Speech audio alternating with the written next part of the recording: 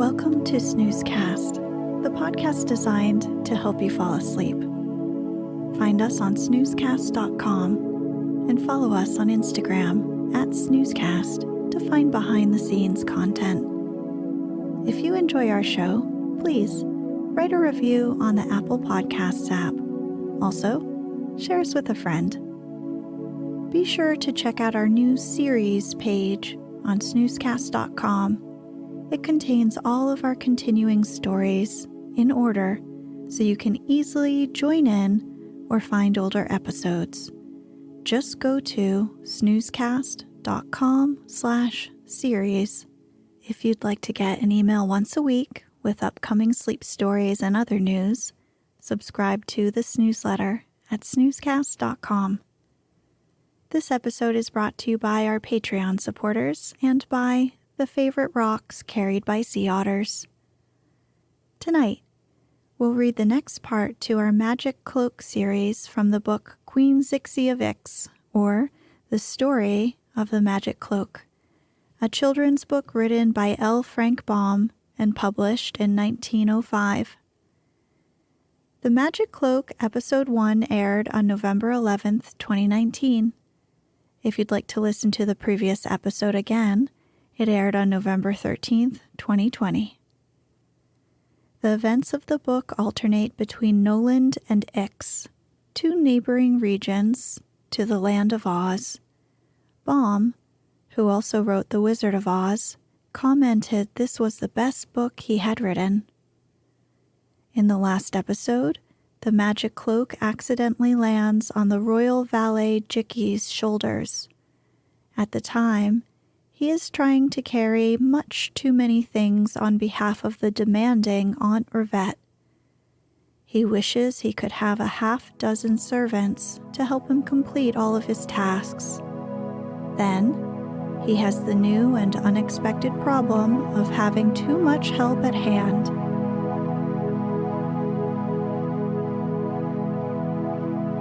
Let's get cozy. Close your eyes.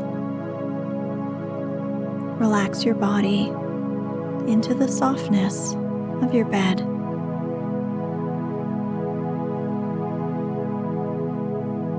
Now, take a few deep breaths.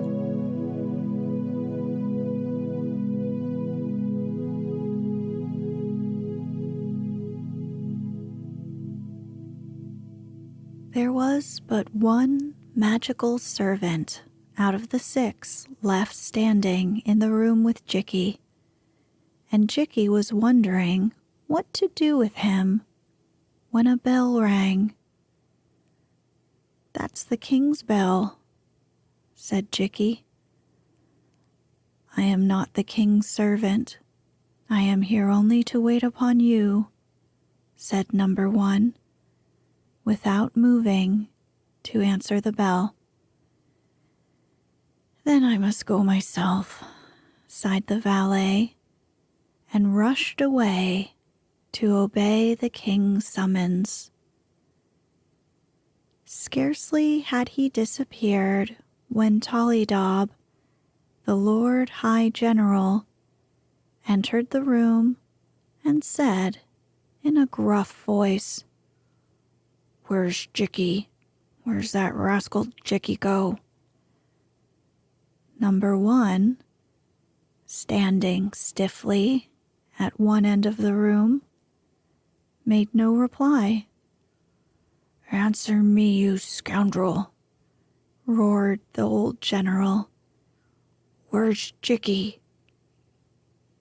Still, number 1 stood silent, and this so enraged old Tollydob that he raised his cane and aimed a furious blow at the young man. The cane seemed to pass directly through the fellow, and it struck the wall behind so forcibly that it split into 2 parts. This amazed Tollydob. He stared a moment at the silent servant and then turned his back upon him and sat down in Jikki's chair. Here, his eyes fell upon the magic cloak, which the king's valet had thrown down. Tollydob, attracted by the gorgeous coloring and soft texture of the garment, picked up the cloak and threw it over his shoulders, and then he walked to a mirror and began admiring his reflection. While thus engaged, Jikki returned, and the valet was so startled at seeing the Lord High General that he never noticed the cloak at all. "His Majesty has asked to see your Highness," said Jikki, "and I was about to go in search of you." "I'll go to the king at once," answered Tollydob. And as he walked away, Jikki suddenly noticed that he was wearing the cloak. "Oh-ho," thought the valet. "He's gone off with the Princess Fluff's pretty cloak. But when he returns from the king's chamber, I'll get it again and send number 1 to carry it off to its rightful owner." Chapter 10. The counselors wear the magic cloak. When Tollydob, still wearing the magic cloak, had bowed before the king, Bud asked, "How many men are there in the royal army, General?"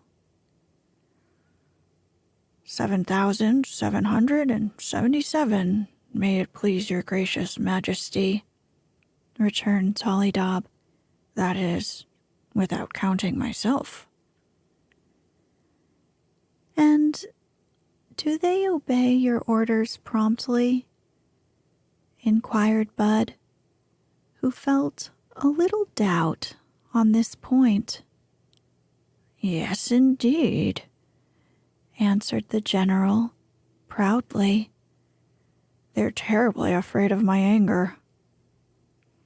"And yet, you're a very small man to command so large an army," said the king.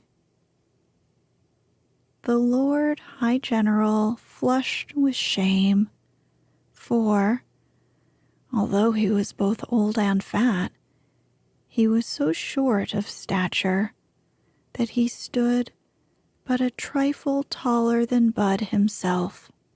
"I'm a terrible fighter, your majesty," declared Tollydob earnestly, "and when I'm on horseback, my small size is little noticed.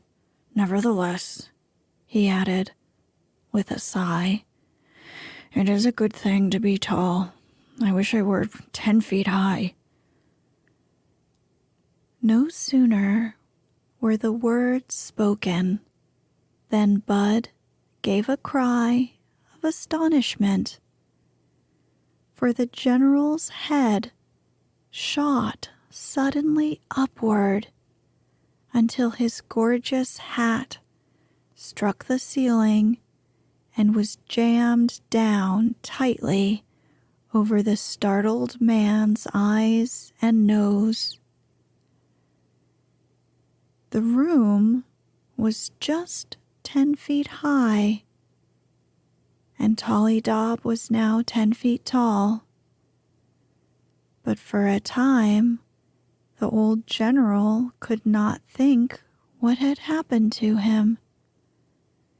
And Bud, observing for the first time that Tollydob wore the magic cloak, began to shriek with laughter at the comical result of the old man's wish.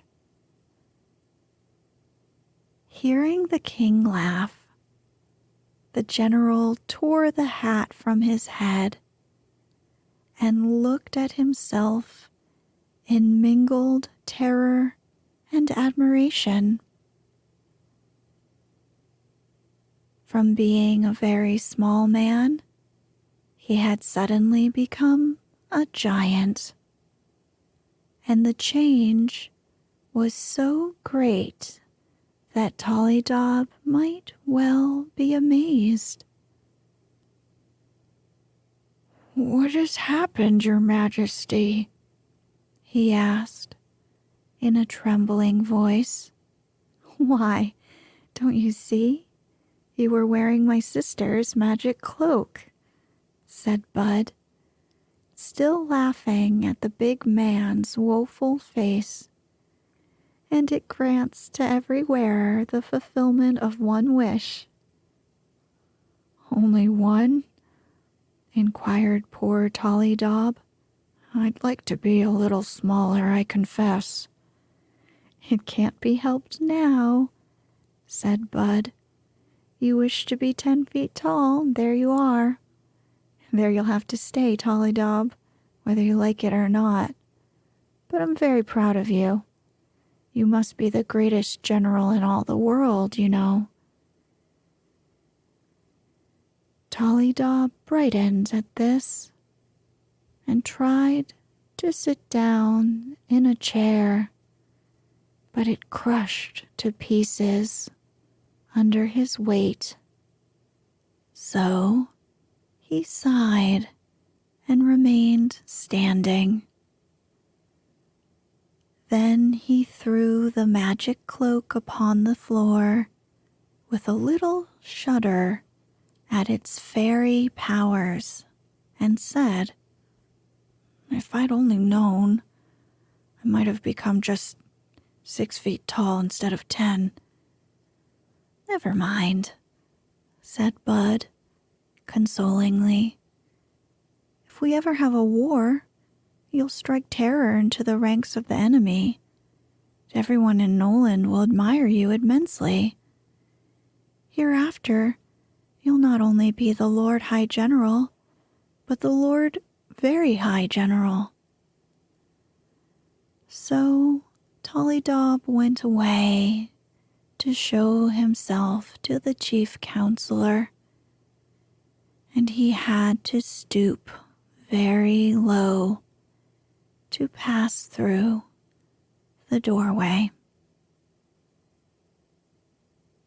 When Jikki saw the gigantic man coming out of the king's chamber, he gave a scream and fled in terror.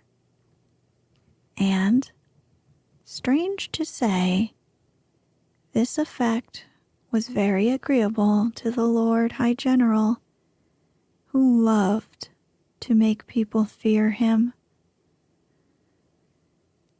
Bud ran to tell Fluff of the curious thing that had happened to his general. And so it was that when the Lord High Executioner entered the palace, there was no one around to receive him. He made his way into the king's chamber, and there he found the magic cloak lying upon the floor. "I've seen the Princess Fluff wearing this," thought the Lord High Executioner, "so it must belong to her. I'll take it to her rooms, for it's far too pretty to be lying around in this careless way, and Jikki ought to be scolded for allowing it." So Tellydeb picked up the cloak and laid it over his arm. Then he admired the bright hues that ran through the fabric, and presently his curiosity got the better of him. He decided to try it on and see how he would look in it. While thus employed, the sound of a girl's sweet laughter fell upon Tellydeb's ears, seeming to come from a far distance. "The princess must be in the royal gardens," he said to himself. "I'll go there and find her." So, the Lord High Executioner walked through the great hall, still wearing the cloak, and finally came to the back of the palace and past a doorway leading into the gardens. All was quiet here, save for the song of the birds as they fluttered among the trees. But at the other end of the garden, Tellydeb caught a glimpse of a white gown, which he suspected might be that of the little princess. He walked along the paths slowly, enjoying the scent of the flowers and the peacefulness of the scene, for the Lord High Executioner was a gentle-natured man and delighted in beautiful sights. After a time, he reached a fruit orchard and saw hanging far up in a big tree a fine red apple. Tellydeb paused and looked at this longingly. "I wish I could reach that apple," he said with a sigh as he extended his arm upward. Instantly, the arm stretched toward the apple, which was at least 40 feet away from the Lord High Executioner. And while the astonished man eyed his elongated arm with surprise, the hand clutched the apple, plucked it, and drew it back to him. And there he stood, the apple in his hand, and his arm apparently the same as it had been before he accomplished the wonderful feat. For a moment, the counselor was overcome with fear. The cloak dropped unnoticed from his shoulders and fell upon the graveled walk, while Tellydeb sank upon a bench and shivered. It was like magic," he murmured. "I but reached out my hand, so it went nearly to the top of the tree, and here," he gave a cry of wonder, for again his arm stretched the distance and touched the topmost branches of the tree. He drew it back hastily and turned to see if anyone had observed him. But this part of the garden was deserted, so the old man eagerly tested his new accomplishment. He plucked a rose from a bush a dozen yards to the right, and, having smelled its sweet odor, he placed it in a vase that stood 20 feet to his left. Then he noted a fountain far across a hedge, and, reaching the distance easily, dipped his hand in the splashing water.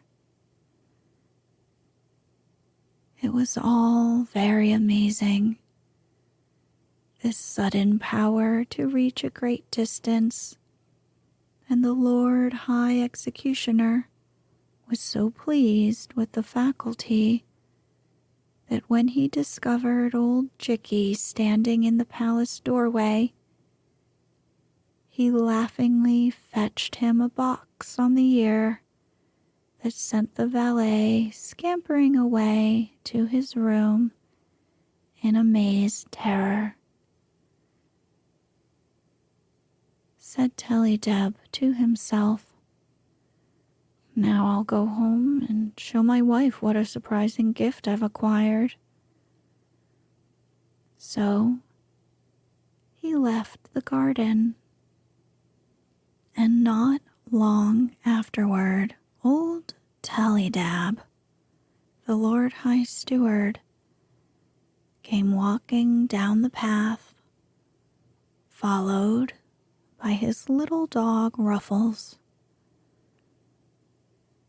I am not certain whether it was because his coat was so shaggy or his temper so uncertain that Tellydeb's dog was named Ruffles, but the name fitted well both the looks and the disposition of the tiny animal. Nevertheless, the Lord High Steward was very fond of his dog, which followed him everywhere except to the king's council chamber, and often the old man would tell Ruffles his troubles and worries, and talk to the dog just as one would talk to a person. Today, as they came slowly down the garden walk, Tellydeb noticed a splendid cloak lying upon the path. "How very beautiful!" he exclaimed as he stooped to pick it up. "I have never seen anything like this since the Princess Fluff first rode into Noland beside her brother the king. Isn't it a lovely cloak, Ruffles?" The dog gave a subdued yelp and wagged his stubby tail. "How do I look in it, Ruffles?" continued the Lord High Steward, wrapping the folds of the magic cloak about him. "How do I look in such gorgeous apparel?" The dog stopped wagging its tail and looked up at its master earnestly. "How do I look?" again said Tellydeb. "I declare, I wish you could talk." "You look perfectly ridiculous," replied the dog in a rather harsh voice. The Lord High Steward jumped nearly 3 feet in the air.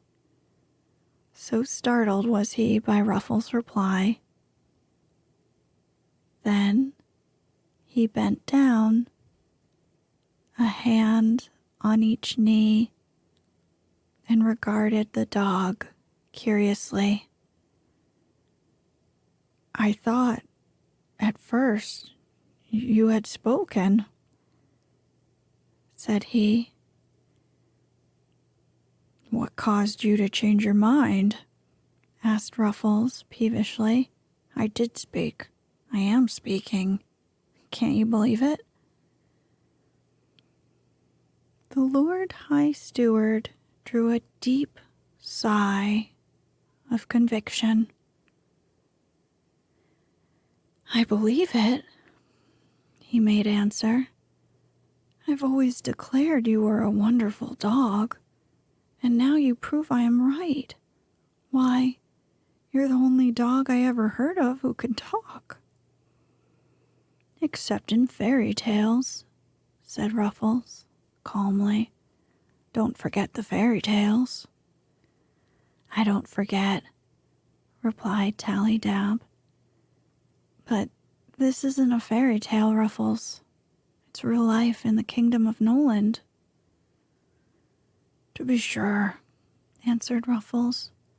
"But see here, my dear master, now that I am, at last, able to talk, please allow me to ask you for something decent to eat. I'd like a good meal for once, just to see what it's like." "A good meal?" exclaimed the steward. "Why, my friend, don't I give you a big bone every day?" "You do," said the dog, "and I nearly break my teeth on it, trying to crack it to get a little marrow. Whatever induces people to give their dogs bones instead of meat?" "Why, I thought you liked bones," protested Tally-Dab, sitting on the bench and looking at his dog in astonishment. "Well, I don't. I prefer something to eat, something good and wholesome, such as you eat yourself," growled Ruffles. The Lord High Steward gave a laugh. "Why," said he, "don't you remember that old Mother Hubbard?" "That was a fairy tale," interrupted Ruffles impatiently. "And there wasn't even a bone in her cupboard after all. Don't mention Mother Hubbard to me if you want to retain my friendship." "That reminds me," resumed the steward with a scowl, "that a few minutes ago you said I looked ridiculous in this lovely cloak." "You do," said Ruffles with a sniff. "It's a girl's cloak, not fit for a wrinkled old man like you." "I believe you're right," answered Tally-Dab with a sigh, and he removed the cloak from his shoulders and hung it over the back of the garden seat. "In regard to the meat that you so long for," he added, "if you will follow me to the royal kitchen, I'll see that you have all you desire." "Spoken like a good friend," exclaimed the dog. "Let us go at once." So they passed down the garden to the kitchen door,